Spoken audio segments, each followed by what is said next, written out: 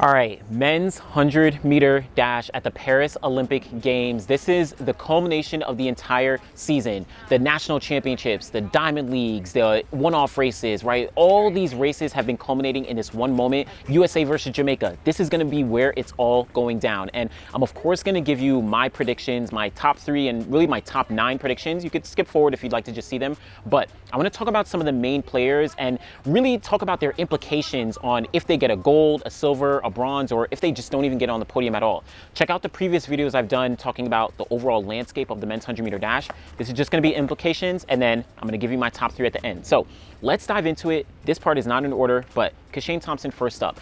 He's run 9.77 seconds, which is the current world lead in the 100-meter dash. And this is going to be his first Olympic Games, first global championships in any capacity. He's never been to the Olympics, never been to Worlds. His first kind of 3 rounds at a quote-unquote major, championships or major situation was at the Jamaican trials this year. So this is going to be a new frontier for him. So what does this all mean? Let's say that Kashane gets the gold medal. Well, that essentially confirms everything that Jamaicans have been saying all year, where they say that he's the next coming of Usain Bolt, of Asafa Powell. He's going to break the world record. He's going to run 9.6, right? All those things are kind of going to be justified to a degree if he gets that gold medal in Paris. And let's say, again, he gets that gold, it's justified. Jamaican fans, they go off on Twitter. They're like, yo, we told you, we knew that he was going to do it. Oh, yeah, like all that stuff, right? But then let's take a step back where maybe he gets the silver or the bronze and he loses to, somebody else. Depending on who he loses to, I think a lot of people are still going to say similar where, we told you that Kashane is coming. He still has a couple years to go. He's going to be rising, this, that, whatever, right? People are still going to be able to, talk their stuff regardless. But let's say he doesn't get on the podium. Let's say he makes the final, finishes 4th or 5th or 6th or 7th or whatever it is, or even if he doesn't make the final, right?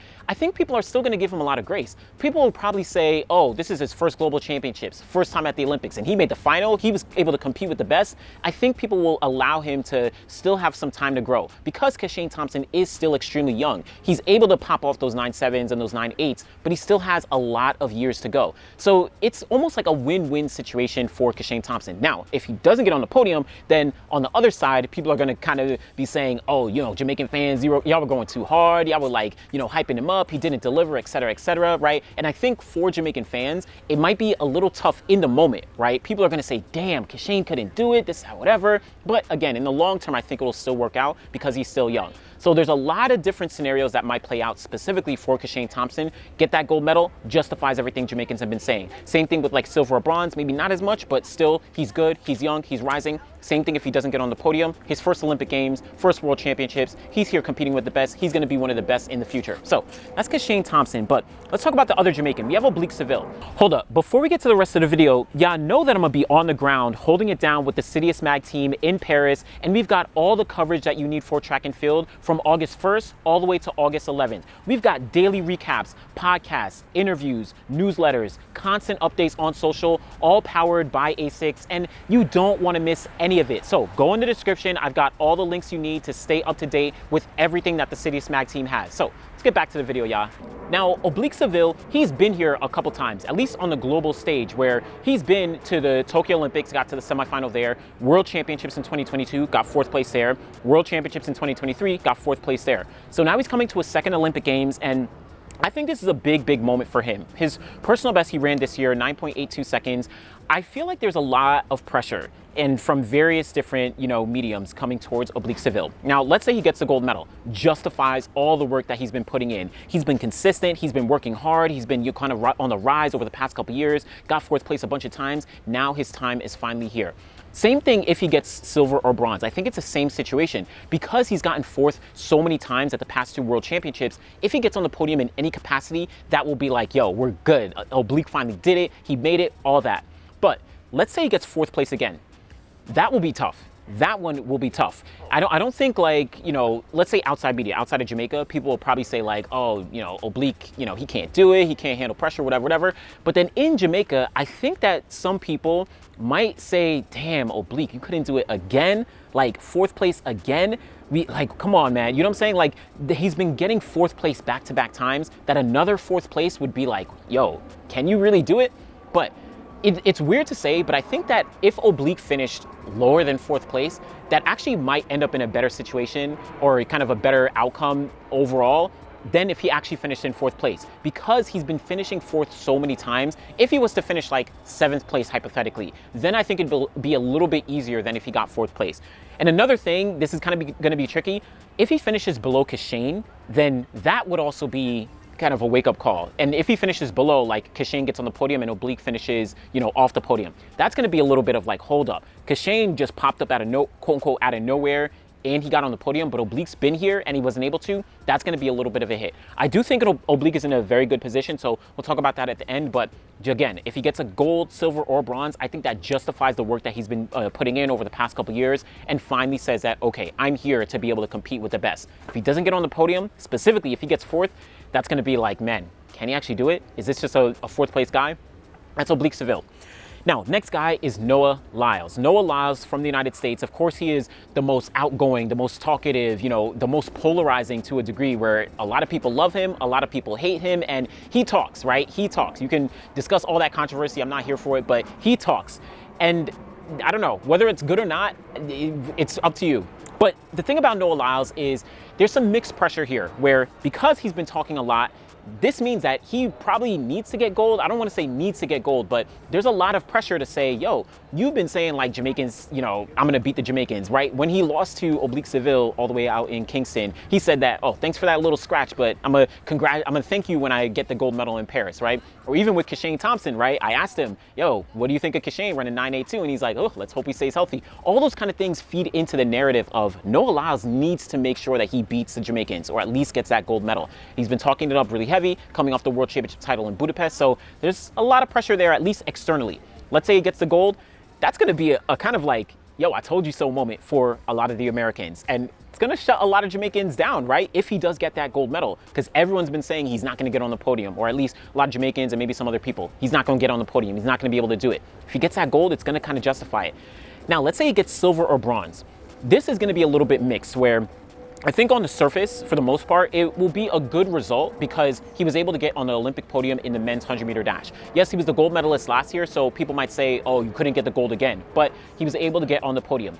On the flip side, it might depend on who he loses to. Like I said, if he loses to Kashane, Oblique, Akeem Blake, or whoever, right, then people are going to say, oh, we told you, we beat you, this, that, whatever, right? But let's say he loses to, like Lamont Marcel Jacobs or Akani Simbine, then I don't think the talk is going to be as hard. Maybe some people might be like, oh, well, you couldn't get the gold medal regardless of who it was, but, it won't be as harsh. If he doesn't get on the podium, it's going to be World War III in terms of like people coming at Noah Lyles. Again, because he talks the talk, right? He's always out there saying that, yo, I'm the best. I'm the fastest man in the world. I'm going to beat everybody. All those kind of things, which, he has some right to say because he's a world champion, right? Because he's run extremely fast. He's winning multiple races, but it's going to definitely come back at him if he doesn't get on the podium. So that's Noah Lyles. Now, a couple others. Let's see Tebogo. Tebogo from Botswana, he's had an up and down season because he lost his mother earlier in the season. Literally in the middle of the season, and he just ran a personal best of 9.88 seconds at the London Diamond League, just behind all the guys like Akani Simbine's 9.86, Noah Lyles, his personal best of 9.81. So let's see with Tebogo, I feel like he doesn't have as much pressure. He kind of like steps away from the limelight. He's very kind of quiet, very relaxed, and I feel like Letziuk Tebogo is almost like the people's champ. And let me make sure I pronounce it right. Letziuk Tebogo, right?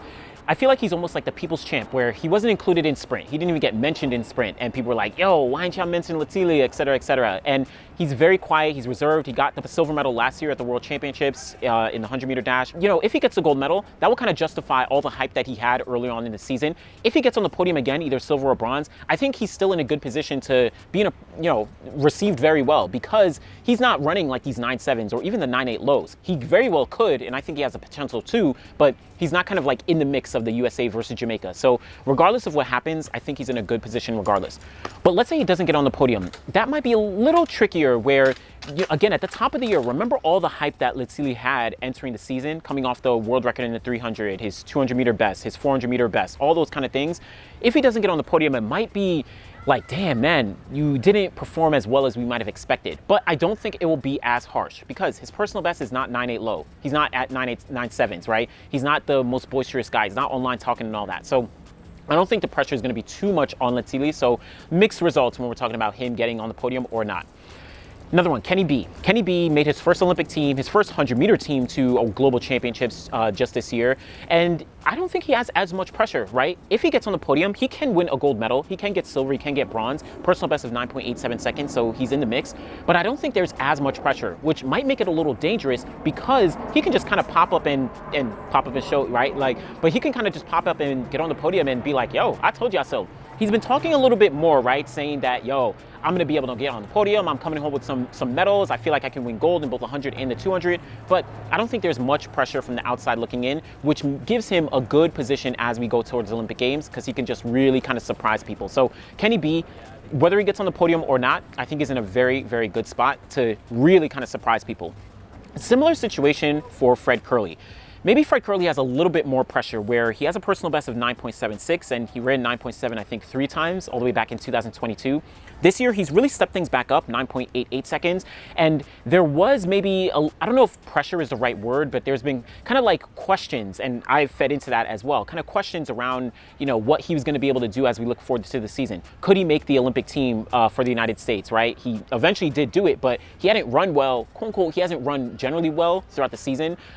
He missed out on races, whether it was like the New York Grand Prix and all those kind of things, but he made the team. So now, I don't know if he's in a place where it's like you have to deliver. I think Fred Kerley, similar to Kenny B, is kind of like, yo, I don't have all the eyes on me right now. Everyone's focused on Jamaica versus, you know, Noah Lyles. I can just pop up and get back on the podium, right? I think what would be more of a shock is if Fred Kerley didn't make the final, just like he did in Budapest last year, right? I think that would probably be more of a shock because he's run 9.88. He's getting back into that form. So he should make the final, but if he doesn't, then that'd be more of a surprise. If he gets a gold medal, that will shut everybody up, including people like myself who doubted him early in the season, right? That will shut everybody up. I came here, I had those ups and downs, I had those sponsor questions and all those kind of things, but nah, I came here and got a gold medal. Y'all Jamaicans, y'all Noah Lyles, y'all can play in the background. I'm gonna come here and deliver. So Fred Kerley, I think he's in a very good position to either make the final and it's, you know, it's whatever in a sense, it won't be too much, but then if he gets the gold medal, whew, that will shut everyone up. And even if he gets on the podium again, I think because of all the ups and downs that he faced throughout this year, getting on the podium will be a win regardless for Fred Kerley. Another one we have, Akani Simbine. Now, Akani Simbine, this is do or die for him, in my opinion. Now, that might seem like really, really tough, but this is do or die because you can argue this may be his final Olympic Games or his final truly competitive Olympic Games. Just at the end of the day, he's one of my favorite athletes, but age waits for no one, right? And he's one of the veterans in the sport, been competing since, 2015 at Beijing in terms of being very competitive. So he's been to the Olympic Games multiple times, 2016 in Rio, 2021 in Tokyo, and then of course this is going to be his, third Olympic Games, and he's been coming 4th, 5th place so many different times. This is where Akani really has to shine. I think if he doesn't get on the podium, people will still herald him as one of the great, in my opinion, one of the greatest of all time. Of course, one of the greatest African athletes of all time, but he has to get on that podium. This is what he needs. He needs an Olympic or World Championship medal. Any medal, he needs one for his career. And Akani Simbine, this is do or die. Regardless if he gets gold, silver, or bronze, even if he just gets 3rd place, a bronze medal, I think that will solidify him and kind of justify the work that he's been putting in. So Akani, a little bit of a do or die. If he doesn't get on that podium, it's going to be really, really tough. But moving forward, Marcel Jacobs. Marcel Jacobs, I actually feel like he has some of the least pressure of any athlete here. Yes, he's the gold medalist, but people have essentially dismissed him for the past 3 years, right? Because he's been dealing with injuries. He hasn't been able to replicate what he did in Tokyo. He ran 9.80 back then, but, he was quote unquote ducking races, with Fred Kerley last year and all that back and forth. We saw him in sprints and kind of the setbacks that he was dealing with there as well. But I think there's not that much pressure. Let's say that he doesn't get on the podium. I don't know if anyone is just going to be like, oh, well, we told you so, or, he didn't do it over the past couple of years, so what made you think he was going to do it now? But let's say he does get on the podium, gold, silver, or bronze. I think that solidifies him in terms of the justification of that wasn't a fluke. Yes, maybe I didn't get gold this time in Paris, but I was able to replicate or at least get back on the podium, right? So I do think that Marcel has not as much pressure, but if he does get on the podium again, whether it's gold, silver, or bronze, that's going to further prove yo, I actually came here and I did it. I proved that I'm no fluke from last time. I'm really one of the ones. So listen, he's run a season's best of 9.92 seconds, which is the fastest time he's run since the Tokyo Olympic Games. So he's definitely in that conversation. Now, another one here, Andre De Grasse. Now, Andre De Grasse, this guy is, I've spoke about him. Check out the video that I did on Andre. He's probably the most consistent, Olympic sprinter that we've seen since 2016. He's the only one to actually win medals, bronze in 2016, bronze in Tokyo 2021. So he's been there before. He knows how to, perform when it matters most. And he's been kind of gearing up for the Olympic Games, very slow and steady with the progress through the season. His PB is 9.89. He's run 10 flat this year. I think he's run 19.98 in the 200, but he's kind of been really building up and gearing up for these Olympic Games in a little quiet way. Now, it's tough to say that he's 100% going to get on the podium because, you have all these Jamaicans, you have, all the Americans and all that, but he's done it before. He knows what to do. So we're going to see what Andre is really going to be able to do here. I don't think there's as much pressure. Let's say he doesn't get on the podium. I don't think anyone is like, oh, damn, he should have got gold or silver or bronze, right? But let's say he does get on the podium. In my opinion, that might solidify him as one of the greatest of all time, if he's not already in that conversation. So Andre, he's definitely there. Couple other guys, Ferdinand Omanyala, yes, I know he's run, 9.79 this year. He's run 9.7 before, but if he doesn't get on the podium, I think people are just like, told you so, it's expected. But if he does get on the podium, that might kind of be a shock, right? Where it's like, hold on, he actually performed here, right? Not to disparage him or downplay him in any capacity, but he just hasn't been able to perform at some of the past championships. But I think if he does get on the podium, it's going to be a big, big win for Ferdinand Omanyala. But also we have guys like Zarnell Hughes. He got the bronze medal last year. He's been dealing with injuries. We just saw him at the London Diamond League and didn't perform to his best. It's going to be tough, to kind of wade him through the landscape of the men's 100-meter dash. Then you have someone like Hakeem Sani Brown. He's very much in the conversation. Akeem Blake, Favre Shea. All these guys are in the conversation to potentially make the final, to maybe get on the podium, if things really go their way. We'll see. But let's talk about my top 3. And I'm going to give you my top 9, but listen, this is just based on my opinion. If you disagree, go in the comments, let me know. If you agree, give me a shout out, like the video, all that stuff. But my number 1, I'm giving it to Noah Lyles. I'm giving Noah Lyles the gold medal prediction here in the men's 100-meter dash. Why? Well, he just set a personal best of 9.81 seconds. Yes, it's not, it's not even the top number 1 time in the world. It's not number 2, all that. But I think the thing is, Noah Lyles has as much consistency as you would want out of any athlete. He races very frequently, and when he's racing, he's able to either compete with the best or beat all of the best. The only time he lost 100 meters this year, someone could fact check me, but was at the Racers Grand Prix, right? When he lost to Oblique Seville, when he ran 9.85 to Oblique Seville's 9.82. But then he's come back. He won at USA Olympic trials, right? Beating out Kenny B, beating out Fred Curley, beating out Christian Coleman, beating out all those top guys, running 9.83 seconds to get another personal best and beat out all these 9.8 guys. Then he came to the London Diamond League and beat out essentially the toughest field outside of any of the Jamaicans, right? He beat out Akani Simbine, Letili Tobogo, Zarnell Hughes, all these guys, Akeem Blake. He beat out all those guys and proved like, and ran a personal best of 9.81 seconds. So the consistency with Noah Lyles across the board is there. And like I said, when I did my original landscape of the men's 100-meter dash, Noah Lyles always shows up when it counts the most at the Olympic Games or at the World Championships. Regardless, right? At the last Olympics, he was dealing with mental health issues. He was in, lane 3 for the 200-meter dash. So he had a lot of setbacks, but he was still able to get on the podium. When he's at the World Championships, he delivered, getting a gold medal in the 100-meter dash when it was his first time getting a gold medal. People doubted him, all that, right? And it's tough to say, but Noah Lyles almost feeds off this negative energy or like the hate that comes his way. Think of everything that Noah Lyles has gone through over the past week in terms of people saying that he's, snitching, or people saying that he's like talking and all that, or, people saying like, you shouldn't get four gold medals, right? You stop talking about the 400, all that stuff. But he was able to come out with a personal best, right? Like people keep talking and that just feeds into him doing well, if anything. He feeds off that energy. So all that and the experience, the performances, the consistency across the board, I think that Noah Lyles is going to get the gold medal. Now, this could change, but that's my number 1 pick. Go ahead, debate me in the comments.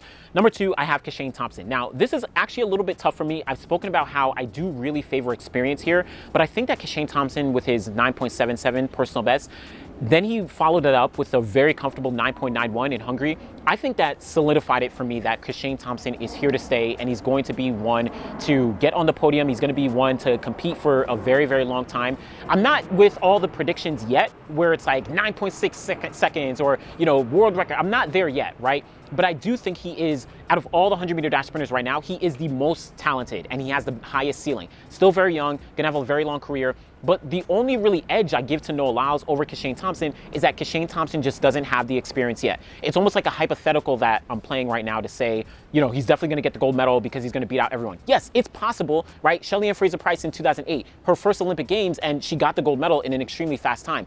But that's like few and far between.